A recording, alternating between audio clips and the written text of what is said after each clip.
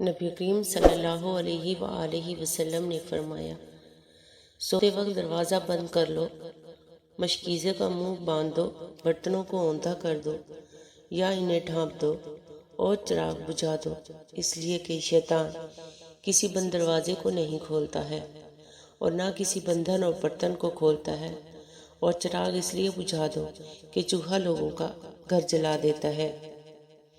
نبی اکرم صلی اللہ علیہ وآلہ وسلم نے فرمایا، بے شک اللہ تعالیٰ اس بندے سے راضی ہوتا ہے جو ایک لقمہ کھاتا ہے یا ایک گھونٹ پیتا ہے تو اس پر اللہ کی تعریف کرتا ہے۔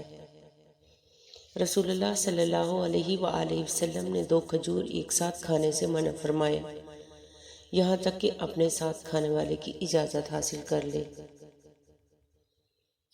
ویڈیو اچھی لگے تو چینل کو لائک اور سبسکرائب کریں تاکہ اس طرح کی معلوماتی ویڈیو آپ کو بر وقت ملتی رہیں۔ شکریہ۔